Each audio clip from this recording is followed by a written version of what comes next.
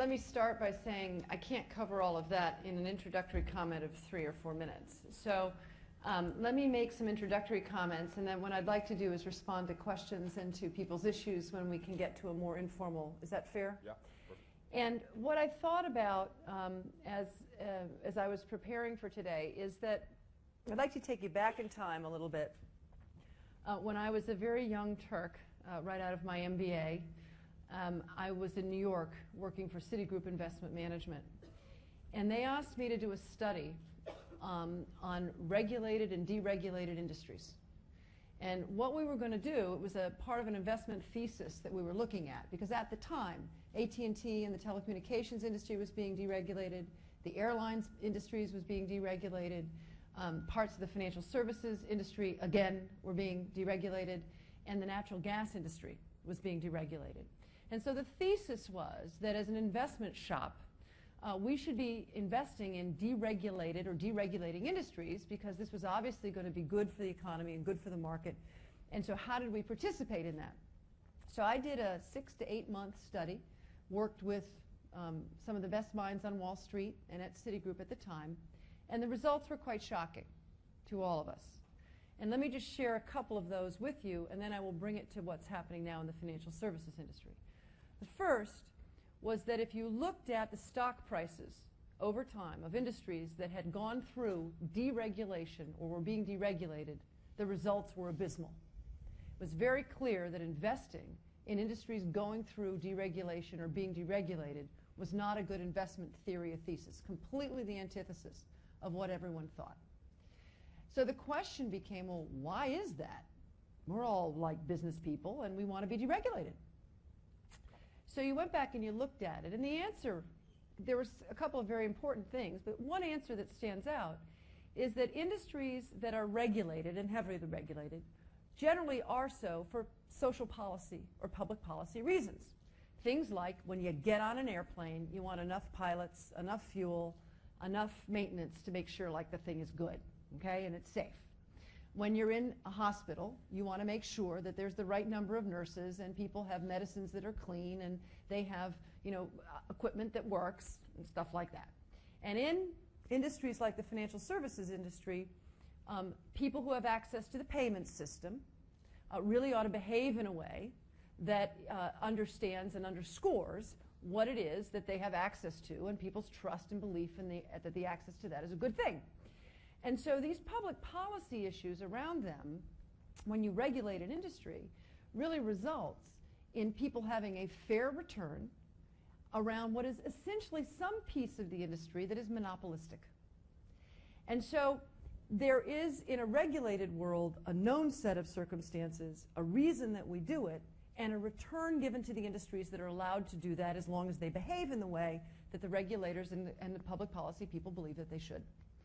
When you remove some of those regulatory constraints, what happens is that the reason they become bad stocks is because people bid away and compete for access to what was a monopolistic fair return vehicle, and the dynamics and the infrastructure and the costs associated with that change dramatically. Witness the airline industry. I don't think they've ever returned the cost of capital since. The telecommunications industry with AT&T and the RBOX, when the regional Bell operating companies broke up, we put out so much lines and so many wires and so much communications that we still have not used up the capacity that we put in the ground at the time. And the third one that went through, and then we'll come back to the banking industry today, was natural gas. Actually, deregulation of natural gas went relatively smoothly and worked fairly well, unlike these other ones. The reason is, in my opinion, that the capital costs associated with the industry were ginormous. The environmental costs associated were known and ginormous. And the people who deregulated and regulated that industry really understood what they were trying to do. It was a small, niche industry with very high and very visible results. What does that mean today in the financial services industry? I'm not here to argue about whether we should be more regulated or we should be less regulated. My gut sense is as we get more regulated, the stocks will actually be better investments. So for what that's worth, put it aside. But the second piece of that is that what I think is going to impact Massachusetts in this regulatory environment of the financial services industry is that it is not yet clear what the regulators are going to go after and how they're going to do it. But in my work with industries that are re-regulated and unregulated, and this would apply to the healthcare industry also, which Henry may want to comment on, when it's done piecemeal, and it's done with one or two parts of it at a time and not holistically, the results are even worse than when done holistically. The natural gas industry was done by people who understood it, by people who were going to live with it, and in a way that was the total re-regulation of the industry. What I worry about with the financial services industry here in Boston, it's huge. And there are parts of it that absolutely need to be re-regulated, and they probably won't hurt anyone. But what I'm concerned about is it's being done piecemeal, and I'm not sure people understand the industry and the dynamics of it. Let me give you two quick examples, and then I'll shut up. At the World Economic Forum in Davos, Switzerland this year, I think Henry was there, I was there, the pundits there and the researchers all convinced me that the financial services industry globally is 3 times as large as it needs to be to support the current economy that we have. We built a financial services industry for an economy that will not return to needing the financial services industry in the same scale and scope that we needed it. I take this very personally, right? Because that could be me, who doesn't have the job next year.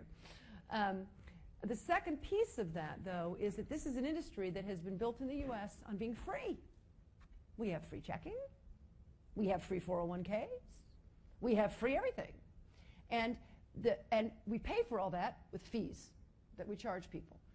And so as people look at the fees and the egregious nature of those and don't look at the underlying monopolistic access to the payment system and what that means when you make people have access to the payment system without paying for it and earning an adequate return on capital is a highly complicated and very difficult set of circumstances. And we can't just deal with this fee and that debit card and this organizational structure without putting the whole thing at risk. And let me just close, because there's many colleagues in here who know a lot more about financial services than I do. They work for much bigger companies. Henry and I are the two opposites. Well, I'm from a 200-year-old bank headquartered in Lynn, formerly, now in Boston. I guess we recreated ourselves. And he's from the new wave of people who are going to change the world. But how they regulate derivatives is going to matter to a lot of people in this room. The exchange looks really smart. I'm not even here to say whether it's a good thing or a bad thing.